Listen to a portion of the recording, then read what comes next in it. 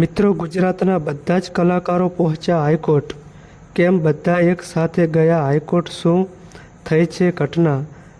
જાણવા મળી રહ્યું છે કે દેવાયત ખવડના વિવાદ મામલે કલાકારો પહોંચ્યા છે ગુજરાત હાઈકોર્ટ.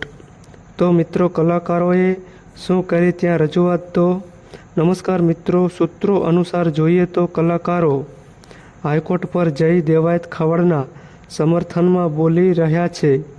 આ કલાકારોમાં જોઈએ તો કોણ કોણ છે?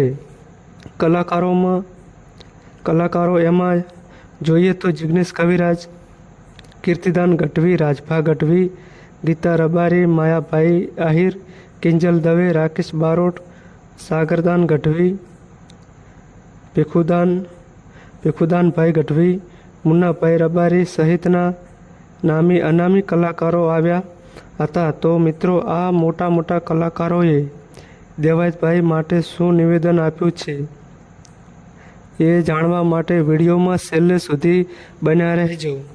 અને માયાભાઈએ ખૂબ અગત્યનું અને મહત્ત્વનું નિવેદન પાઠવ્યું હતું. અને મિત્રો, રાકેશ બારોટનો આક્રોશ જોઈ તમારા પણ હોશ ઉડી જવાના છે. મિત્રો, તો આપણે જોઈએ તો આપણા ગુજરાતના કલાકારોનો આવો સંપ જોઈ આપણને પણ આવા કલાકારો માટે ગર્વ લેવાનું મન થાય એવું કાર્ય થઈ રહ્યું છે. તો એ કાર્ય માટે એક સબસ્ક્રાઈબ તો મિત્રો બને.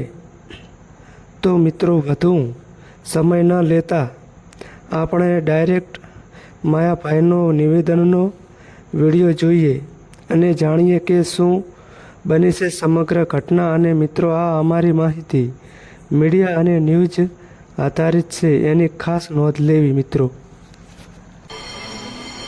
અમારા દરેક કલાકારો વતી બધાને જય શ્રી રામ.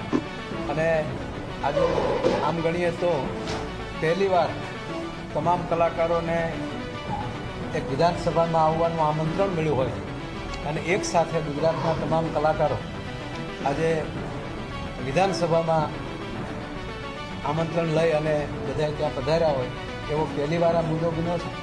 એટલે હું દરેક કલાકારો વતી માનનીય આપણા અધ્યક્ષ શંકરભાઈનો ખૂબ ખૂબ આભાર માનું છું.